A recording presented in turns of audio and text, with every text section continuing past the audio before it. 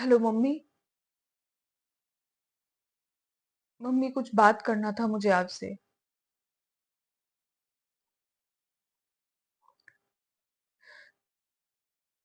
Mummy, मैं छोड़ आई मनोज को।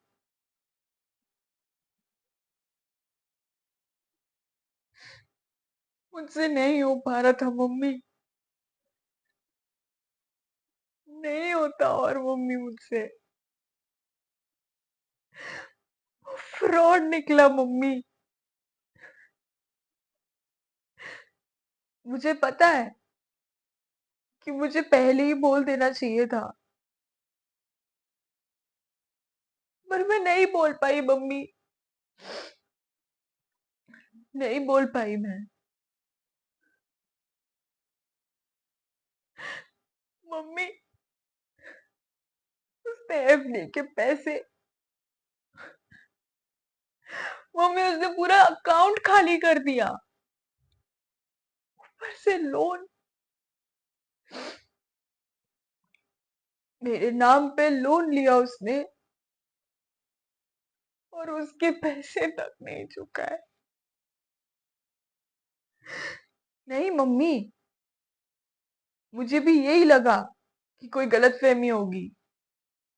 मुझे लगा कि मैं गलत हूँ, और इसलिए मैं उससे पूछने भी गई कि तुमने लोन के पैसे क्यों नहीं दिए, एफडी के पैसे कहाँ गए। पर उसके पास तो कोई जवाब ही नहीं था मम्मी। और उसके ऊपर से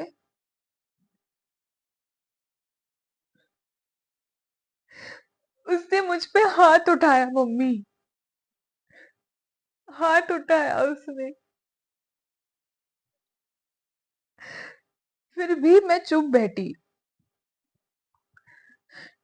क्योंकि मुझे लगा कि वो प्रेशर में है,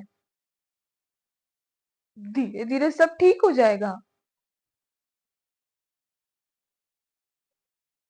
पर नहीं मम्मी, जब भी मैं इस बारे में उससे बात करती तो वो मुझ पर हाथ उठाता था मम्मी। हाथ उठाता था वो मुझ पे।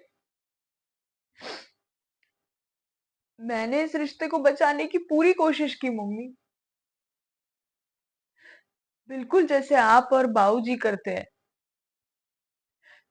एक दूसरे का सहारा बनकर, एक दूसरे का साथ देते हैं।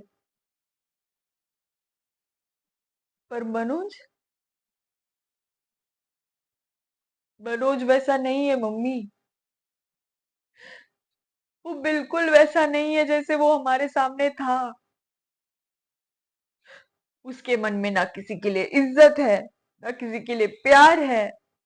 उसके लिए आप, मैं, बाऊजी, हम बस एक एटीएम मशीन थे मम्मी। मशीन खाली कर दी तो रिश्ता खत्म कर दिया।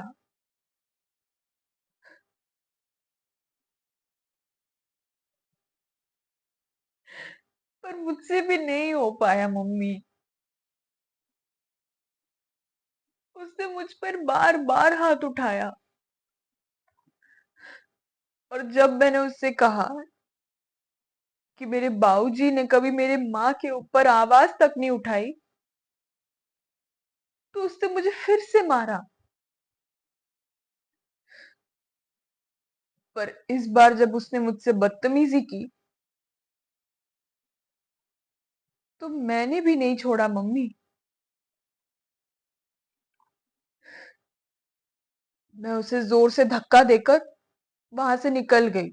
छोड़ा ही उसे मैं।